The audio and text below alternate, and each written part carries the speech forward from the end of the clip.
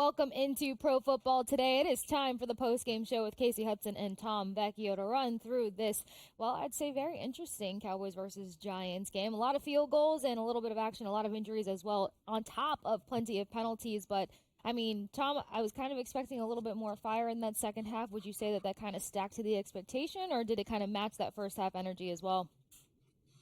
I would say it kind of trended in the direction I was anticipating. It was sitting right at 45.5, the live total that was at halftime when we're here. Trended towards the under, or it ended on the under at only 35 total points. It's, kind of largely what I was expecting. Quarterbacks were really efficient in the first half that we talked about, but in reality, they were overly efficient. They were going to regress to the mean eventually, and the offenses, we're going to falter a little bit. And, credit to the Cowboys defense. They were really the key of this game. They stepped up big time. They held the Giants to all these field goals. They stopped them from getting touchdowns. We have a lot to get to. I want to start off by the fact that, get it off my chest right from the beginning, same game parlay from the pregame show that we did. I had the Cowboys on the money line, CeeDee Lamb for a touchdown, and CeeDee Lamb, I didn't take the over on his yards. I went for 100-plus yards, and he entered the fourth quarter with 98 yards, and he ended the game with 98 yards. 2 yards short. So I had to get that off right from the start. We have a lot to get to. I'll turn it over to you. Oh, my gosh. And you said it so confidently, which, you were right there. You said this is the night where you go 3 for 3. And, to be short by the 2 is just like, you really should have that. It should be all yours, but we do have plenty to get into. We also, though, you continue your streak of going 2 for 3, which is still pretty brilliant, and we have to give a shout out to Dave Sherapan for the field goals because, wow, yes. All of the field goals. So we'll break down this 20-15 final. Cowboys get the victory. Cowboys fans feeling better about, well, maybe some of the outlooks for their team. As Tom said, defense pulled one through for them, regardless of injuries. So stick with us here on Pro Football Today, the post-game show with Kasey and Tom. We've got a lot more to unpack on the other side of this quick break here on SportsGrid TV.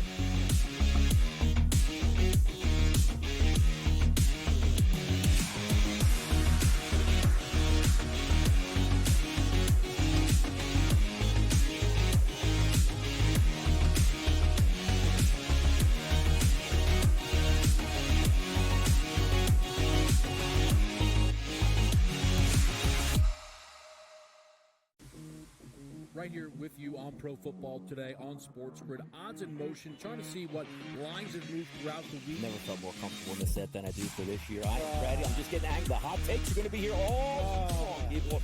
What in the world is going on in Miami, Dog? It's not particularly anything to shy away from just because many people are on top of it. Hot take. I think this line is asking you once again to take the Orleans. Pro Football Today, only on SportsGrid. The sharpest football contest show in the land, the Las Vegas Football Contest Show, focuses on Circus Sports Million, Circus Survivor, and the Westgate Super Contest, handicapping the games and releasing our contest picks every week of the season. With 2 former Super Contest winners, Brady Cannon and James Salinas, a former NFL player, Mike Pritchard, and over $1 million in contest prize money won combined, the Las Vegas Football Contest Show will have you prepared this season like none other. There is going to be an energy to game time decisions that you will feel night in and night out. We're going to go through every single thing, and I've got a great team behind me that's going to help me get the job done. I want this to be the place that people come to. We are going to hit every single one of those markets that you need to know about. There is not going to be a better place, I promise you, than game time decisions. We will have everything at our disposal, and we will use that to our advantage. I'm Kevin Walsh. Tune into Game Time Decisions from 6 to 8 p.m. Eastern on SportsGrid. Crew has already clinched the National League Central.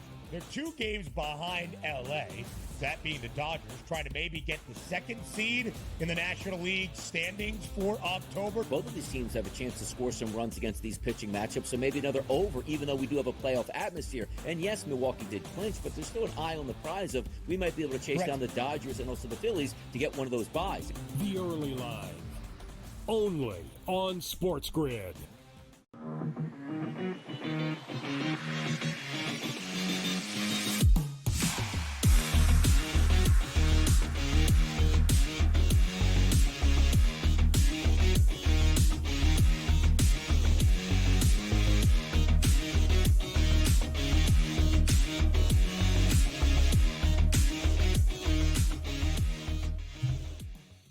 welcome back into Pro Football Today. It's the post-game show with Kasey Hudson and Tom Vecchio, unpacking this 20-15 victory for the Cowboys over the Giants. And I feel like we got to take this squad by squad, Tom. You were so close when it came to hitting 3 for 3. CeeDee Lamb coming in at 98 receiving yards. But again, Cowboys fans have something to breathe easy about when it comes to their team picking up a W on the road. And also probably should take in consideration the number of injuries that started to stack up from the second quarter to the third quarter to the fourth quarter. I mean, eventually there was a little concern there, but you mentioned it earlier. Their defense did come in pretty strong for them, especially to keep the Giants to just field goal after field goal after field goal. So what was the biggest takeaway, I guess, from the Cowboys offense tonight? They got right with, on the right side of things. Dak was great, 22 of 27. They got CeeDee Lamb involved early. They got enough contribution from everyone else. There was timely catches from Jake Ferguson, a catch by Brandon Cooks here, a little run by Rico Dowdle there. There are good signs when it comes to the Cowboys offense. And that's kind of what they mentioned on the broadcast. It's we know CeeDee Lamb, we know what he's going to do. It's if, that's taken care of. Who are the other options after him? That's what needs to be figured out. And sometimes it's going to be a big Jake Ferguson game. Sometimes it's going to be a Brandon Cooks game. That's what I think is important. I also think it's important to note the Micah Parsons injury. I'm not someone that bets a lot of player award futures, as I've talked about before, but it's a big injury, especially if you happen to have a TJ Watt ticket or an Aiden Hutchinson ticket. Those were the three essentially co-favorites to win that award. So him going down, missing any time, I think just gives a leg up to TJ Watt or Hutchinson to win that award. Again, I'm not big in player awards, but that is notable. I will say from the Cowboys, coming out of this 2-2, if you were to say to Cowboys fans, all right, after 4 weeks, you'll be 2-2. You have to play the Ravens. That's a tough. You have to go on then on a short week in a divisional game and play the Giants, the Saints. It is what it is. I think Cowboys fans would take being 2-2. Now, getting to 2-2 was a rough road after giving them 90 points or whatever in 2 games. But I think they got course corrected today and are looking up. Yeah, I would totally agree with that. And I'm glad that you noted the Parsons injury because that is something to keep an eye on, especially with the role that he has on that Cowboys defense. I mean, regardless of the other bodies that have gotten a little banged up and gone down, he's basically equivalent to the heartbeat of what that defense needs to get done week in and week out. So that can be a level up for a number of players around the league. Obviously, with the Steelers continuing to find some success there, TJ Watt's going to sit on the top of that conversation, but we'll see how things shake out from there. Hopefully some of these injuries are not too severe. We've seen Lawrence just continue to push through things. It was a shoulder situation on Monday. He was questionable during the game because of an ankle situation, so he just tends to keep seeing bang up after bang up. Now, when it comes to spreading the love, you've got Daniel Jones picking up 281 passing yards. Did have an unfortunate interception, went 29 for 40, but I mean, for the most part, this is probably one of the better performances we've seen out of Jones, especially this season. You got Singletary that comes in at only 24 rushing yards. It was hard to get the ground game going versus this Cowboys defense, but Neighbors did not disappoint anyone. 12 receptions for 115 yards. He got a little shaken up in that fourth quarter, but what's the takeaway from the Giants tonight? The takeaway, like you said, is, Daniel Jones was good. 29 to 40 is not a line that I expected, especially 281.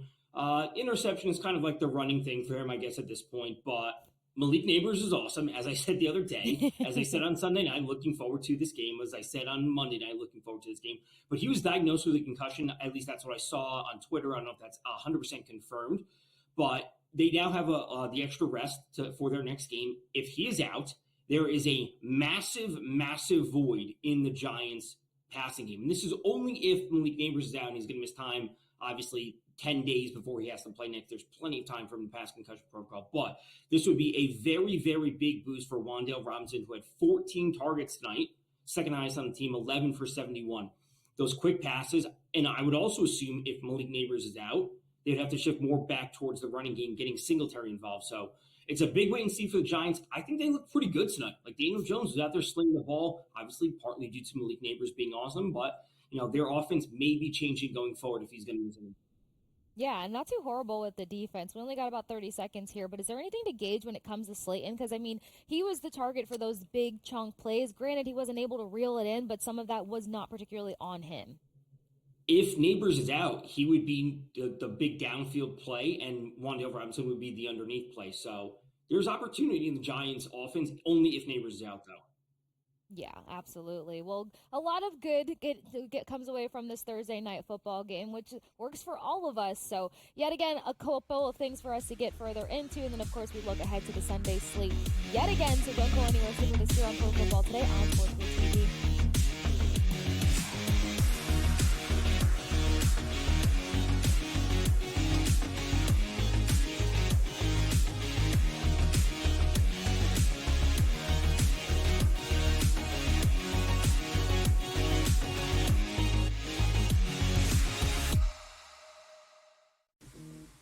Right here with you on Pro Football Today on SportsGrid. Odds in motion, trying to see what lines have moved throughout the week. Never felt more comfortable in this set than I do for this year. I'm ready. I'm just getting angry. The hot takes are going to be here all long, people.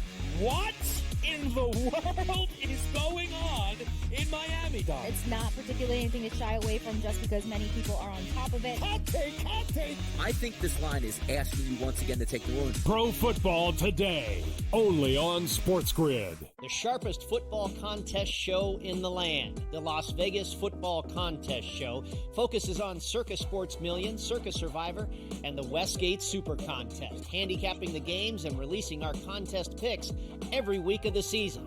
With two former Super Contest winners, Brady Cannon and James Salinas, a former NFL player, Mike Pritchard, and over $1 million in contest prize money won combined, the Las Vegas Football Contest Show will have you prepared this season like none other. There is going to be an energy to game time decisions that you will feel night in and night out. We're going to go through every single thing, and I've got a great team behind me that's going to help me get the job done. I want this to be the place that people come to. We are going to hit every single one of those markets that you need to know about. There is not going to be a better place, I promise you, than Game Time Decisions. We will have everything at our disposal, and we will use that to our advantage. I'm Kevin Walsh. Tune into Game Time Decisions from 6 to 8 p.m. Eastern on SportsGrid. Crew has already clinched the National League Central. They're 2 games behind LA, that being the Dodgers, trying to maybe get the 2nd seed in the National League standings for October. Both of these teams have a chance to score some runs against these pitching matchups, so maybe another over, even though we do have a playoff atmosphere. And yes, Milwaukee did clinch, but there's still an eye on the prize of we might be able to chase down the Dodgers and also the Phillies to get one of those buys. The early line, only on SportsGrid.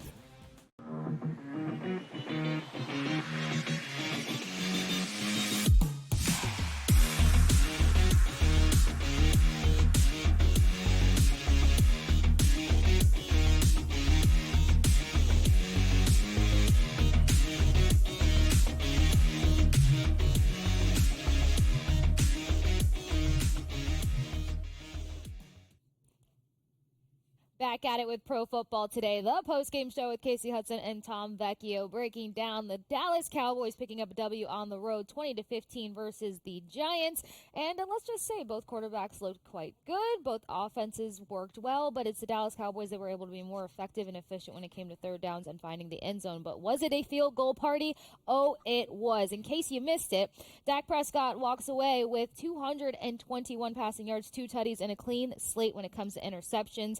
And then it was the game for CeeDee Lamb. All attitudes kept aside, he found the end zone and racked up 98 receiving yards through 7 receptions, pardon me. And then when it comes to the other offense that tried to make way tonight, Daniel Jones racking up 281 passing yards, 0 tutties, not a clean slate on the interceptions, just picked up about 1. Singletary not being the run game that needed to be, but it was Neighbors that lived up to all of the expectation, 12 receptions for 115 receiving yards. So when it comes to final thoughts, Tom, let's talk about some props that probably worked in favor. I went 3 for 5 on my little card of the night that I never shared with you, gentlemen. I only kept that for the ears of Joe Lisi. But how was your props that worked through the night? Singletary, I had him over 80.5 rushing plus receiving. That did not hit. Getting credit to the Dallas defense for stepping up and really like flipping the script compared to where they were over the past 2 weeks. I spoke about Zeke Elliott under 7.5 rushing attempts. He finished with 5. That is great. He barely plays a role in their offense, which is good to see. And I spoke about Theo Johnson under 14.5 receiving yards, 1 catch for 6 yards. So I did go 2 of 3 on the straight props. 2 of 3 on the SGP, which missed by 2 yards. I'm going to be salty about that until probably Monday when we do the next one. But again, things went largely as we expected. Adam and I were talking about the secondaries were bad. It was going to be Neighbors and Lamb doing their thing, and that's exactly what we got. Yeah, well, at least you kept one of your streaks alive. Going 2 for 3 is not anything to be too concerned about. But yes, those two, that's gonna not feel too good. But you know what? To not add salt to the wound, because I'm not that kind of friend, Tom, and we are good friends now. We're gonna go ahead and move along to the Sunday slate because we know that there's been some adjustments to some of the lines. We've talked about a number of these games Sunday in our post-game show, Monday in our post-game show. But let's get everyone ready for what's to come. Eyeing this a bit tighter, and I think where we should probably start is when it comes to that Vikings-Packers game. You got an in-division matchup / showdown. You got a Vikings team that has impressed a lot of people throughout week 3, and then you've got a Packers team that keeps talking about potentially getting love back, maybe not getting love back, and the shift to the lines there. So what are we seeing for this matchup? So this line moved from 2.5 in favor of the Packers to 3, and there are reports that Jordan Love will play. And I said this on Sunday night. I said it on Monday night. And now I am going to take a victory lap here, even though it's not confirmed that we will see Jordan Love play. That I said if you like the Packers and you think Jordan Love was going to play, you bet them at 2.5, because if we get positive news that he was taking the snaps last week, that Schefter tweeted out that video or quote tweeted over whatever it was, if we got the reports that he was going to play, that line was going to move to 3, and that's exactly what happened. So you missed the boat on the Packers if you didn't bet them, because 2.5 is a great number. Not saying that 3 is a bad number, but 2.5 is a huge difference from 3. As we saw tonight, if you got the Cowboys at 5 or 5.5, you either pushed tonight or you lost. So a half point is huge. So we're not getting final confirmation that Jordan Love will actually end up playing, but there are signs and reports that cause the number to move. Absolutely, and I will confirm and back up the celebration dance, or the celly as I like to call it, because you told everyone that this is something they for sure want to keep a close eye on. There's just been too many reports coming around in terms of what Love may or may not do in terms of and preparation. Someone else that we talked about heavily when it comes to this matchup is potentially what Aaron Jones will deliver or Josh Jacobs. I would go for both of them probably being big deliverers in this matchup, because even if we see Love again, you don't want to push it with him if you expect him to help stretch out the season. So what can we expect in the ground game? You got Jacobs at 58.5 over under, and you got Jones at 58.5 over under, which I found very interesting. Yeah, I would also say that we should touch on the fact that Sam Darnold did have the MRI on Monday. They said it was clean. There's no structural damage. To see him not at 100%, and again, if Jordan Love plays, they're probably both not going to be 100%. So both teams leaning towards the ground game, getting it utilized more, I think it would be a very rational way of viewing things, at least as of now. 11:30 on Thursday before these quarterbacks are fully confirmed in. So I would lean on the overs on those rushing props of now. We also got note that Jordan Addison, the number 2 wide receiver for the Vikings, is expected to play. He said he would play. He hasn't played in a couple weeks. That's where we saw Jalen Nailor pick up touchdowns in 3 straight weeks. I would expect Nailor to have a decreased role and Jordan Addison to have somewhat of a role if he's good to go. Will he be on a snap count? But again, the focus of this game should be the running backs for both teams if their quarterbacks aren't 100% healthy. Absolutely. And right now that's coming in at a 3 spread of 43.5 when it comes to the total. A little early still, Tom, but any props that pop out to you when it comes to this matchup outside of the running backs? No, it's too early for me to jump not knowing the quarterback situation. I'd be far more comfortable with the Vikings because Sam Darnold banged up. He's good to go. He should be out there. But the fact that Jordan Love hasn't played in multiple weeks and we don't have actual final confirmation, it's a stay away. Like, we don't have to jump on props. You don't have to bet everything. Bet the right places when we have the right information. Absolutely. Well, let's take it to another exciting topic when it comes to the Sunday slate. And again, we talked about it on the pregame show a couple times. I think you and I talked about it on postgame. We know Joe Lisi's love when it comes to Jaden Daniels, and especially the love that he has for his performance on Monday night. But can they carry that excitement from the Monday night matchup to a Cardinals team that could be surprising on either side of the ball? Yeah, that's the question. Like, everyone's going to be wanting to see on this 4 p.m. window. Like, was this a flash in the pan for Jaden Daniels, which I don't think it is? And how will we see their offense progress from here? I believe his passing prop is sitting at 216.5 or 215.5 when I looked at it before. I'm on board with it. Like, I'm on board with this number. Like, they should be trusting him more and more as the weeks go on. As we get to, let's say, week 6 or 7, let's take a mental note right now in week 4, but as we get to week 6 or 7, I'm going to want to look back and see that has their pass rate increased on a game-by-game basis or just generally trended up? Because as he gets more comfortable, we're going to see him throw the ball more and more. And going for over 200 yards, getting his first passing touchdowns as we saw Monday night versus the Bengals, I think this is a sign of things to come. Now, when it comes to Arizona, we know that Trey McBride didn't practice today or is limited.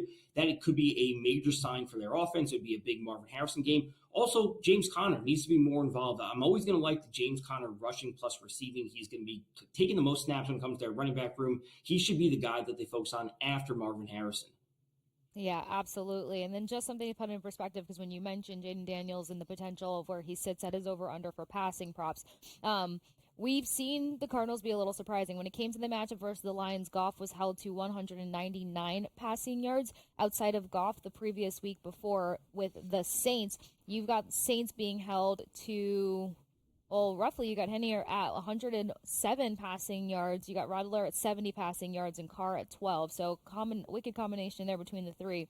Pardon me, that was for preseason. I was jumping ahead. Versus the Rams, everyone. Stafford at 216 passing yards. And then when it came to the Bills and Josh Allen, 232. So outside of Jared Goff, we've seen the other two quarterbacks breach 200 passing yards. And after Jaden Daniels starting to find a rhythm there, I think that he can be somebody to supersede that as well. That team played well on both sides of the ball, offense and defense, and I think they'll be able to build out a performance. But Tom said it. It's the true test coming ahead here, and I think we have a lot to look forward to between the Cardinals as well as the Commanders. We got other props to get into, as well as matchups and lines and odds, keeping you guys up to date on any shuffles that have taken place as we get ready for the Sunday slate. Once again, we appreciate you guys joining me, Kasey Hudson, and Tom Vecchio for the Pro Football Today post-game show. And if you guys have been missing it, Mondays and Thursdays, you get me, you get Tom, you get Dave, you get Adam, you get high-volume bets, but you get a lot of great perspectives to keep you ready for the best games coming down the pipeline when it comes to the NFL. So you want to get all of your NFL coverage here on SportsGrid TV.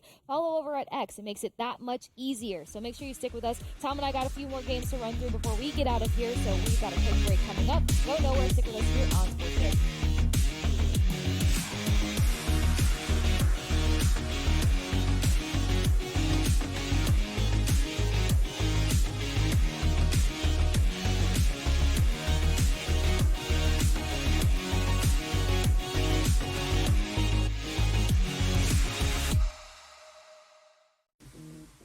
Right here with you on Pro Football Today on SportsGrid. Odds in motion, trying to see what lines have moved throughout the week. Never felt more comfortable in this set than I do for this year. I am ready. I'm just getting angry. The hot takes are going to be here all long, people. What in the world is going on in Miami, Dog? It's not particularly anything to shy away from just because many people are on top of it. Hot take, hot take. I think this line is asking you once again to take New Orleans. Pro Football Today, only on SportsGrid. The sharpest football contest show in the land, the Las Vegas Football Contest Show, focuses on Circus Sports Million, Circus Survivor, and the Westgate Super Contest, handicapping the games and releasing our contest picks every week of the season. With two former Super Contest winners, Brady Cannon and James Salinas, a former NFL player, Mike Pritchard, and over $1 million in contest prize money won combined, the Las Vegas Football Contest Show will have you prepared this season like none other. There is going to be an energy to game time decisions that you will feel night in and night out. We're going to go through every single thing, and I've got a great team behind me that's going to help me get the job done. I want this to be the place that people come to. We are going to hit every single one of those markets that you need to know about. There is not going to be a better place, I promise you, than Game Time Decisions. We will have everything at our disposal, and we will use that to our advantage. I'm Kevin Walsh. Tune into Game Time Decisions from 6 to 8 p.m. Eastern on SportsGrid. Crew has already clinched the National League Central. They're 2 games behind L.A., that being the Dodgers, trying to maybe get the 2nd seed in the National League standings for October. Both of these teams have a chance to score some runs against these pitching matchups, so maybe another over, even though we do have a playoff atmosphere. And yes, Milwaukee did clinch, but there's still an eye on the prize of we might be able to chase down the Dodgers and also the Phillies to get one of those buys. The early line, only on SportsGrid.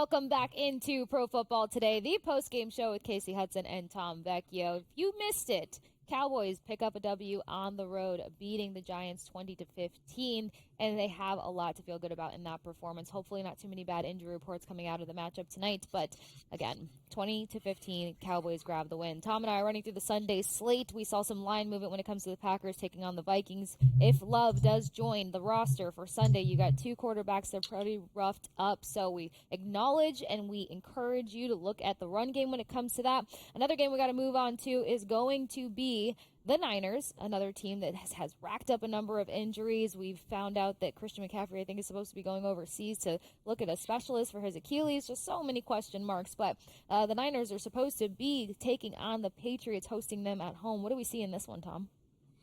10.5 point spread is a lot. We have seen a trend with a number of large underdog teams covering and winning. I do not expect the Patriots to win this game. Will they cover?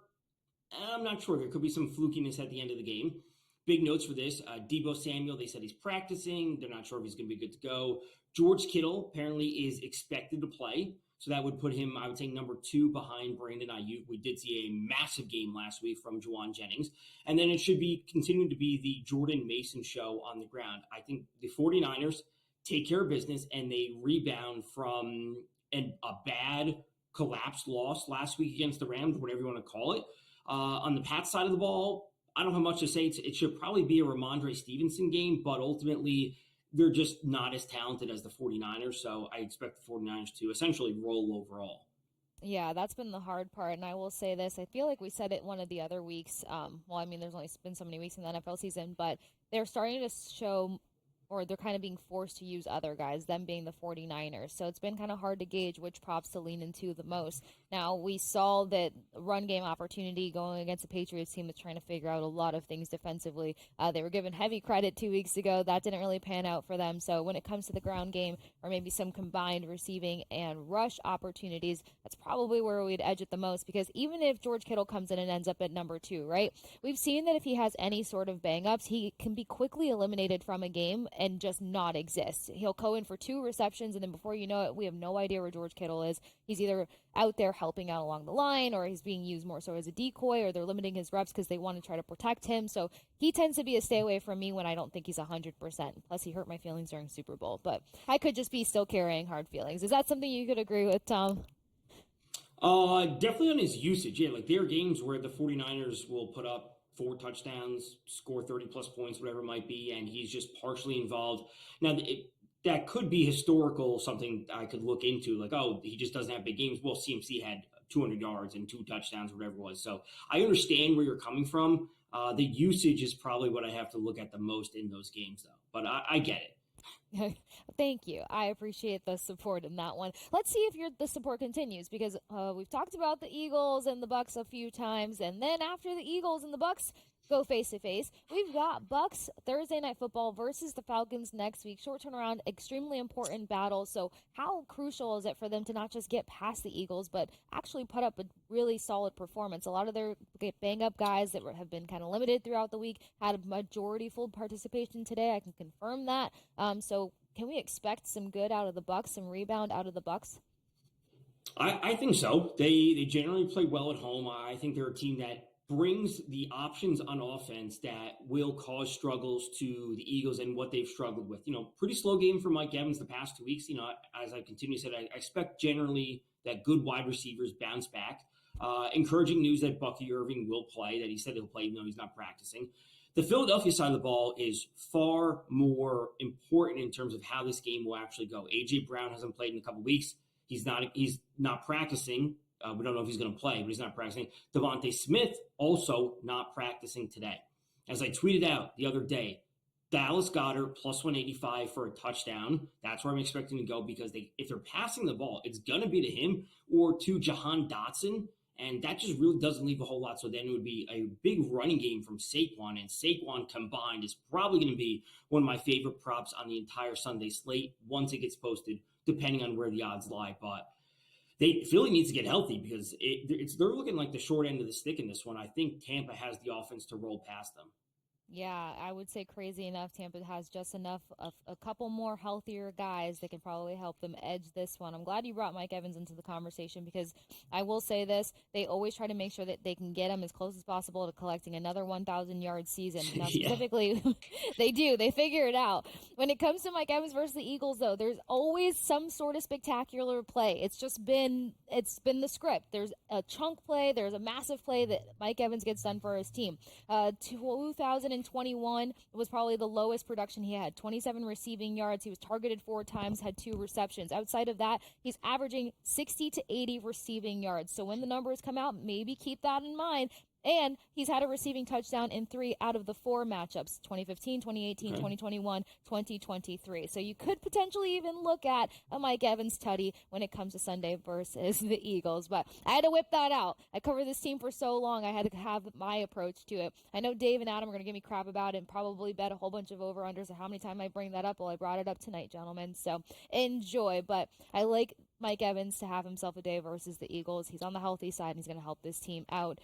Also, Chris Godwin, if his reception is coming in anywhere between 50 and 60 receiving yards, I would hit the over on it. He's sitting between 53 to 63 on average, so I think that's something else that he can collect on to help the Bucs team move through.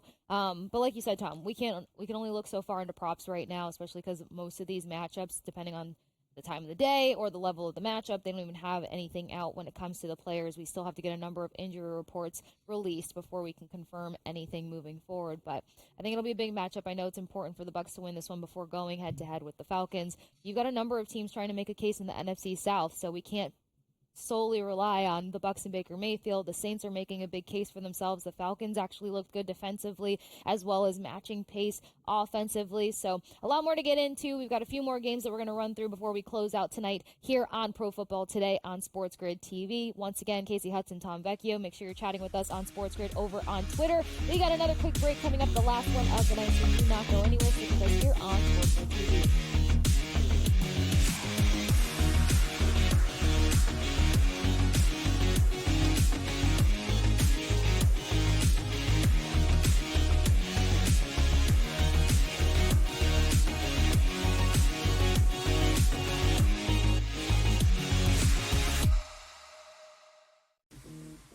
Right here with you on Pro Football Today on SportsGrid. Odds in motion, trying to see what lines have moved throughout the week. Never felt more comfortable in this set than I do for this year. I'm ready. I'm just getting angry. The hot takes are going to be here all people.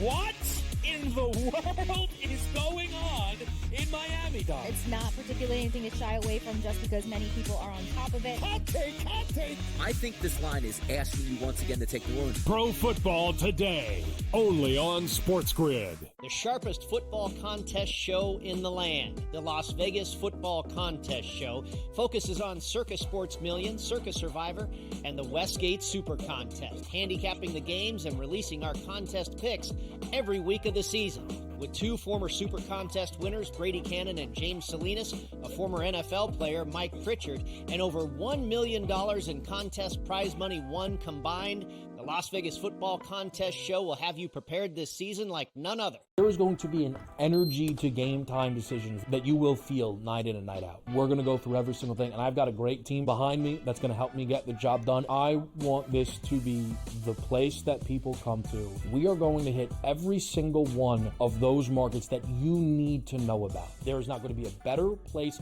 I promise you, than game time decisions. We will have everything at our disposal, and we will use that to our advantage. I'm Kevin Walsh. Tune into Game Time Decisions from 6 to 8 p.m. Eastern on SportsGrid. Crew has already clinched the National League Central. They're 2 games behind LA, that being the Dodgers, trying to maybe get the 2nd seed in the National League standings for October. Both of these teams have a chance to score some runs against these pitching matchups, so maybe another over, even though we do have a playoff atmosphere. And yes, Milwaukee did clinch, but there's still an eye on the prize of we might be able to chase down the Dodgers and also the Phillies to get one of those buys. The early line, only on SportsGrid.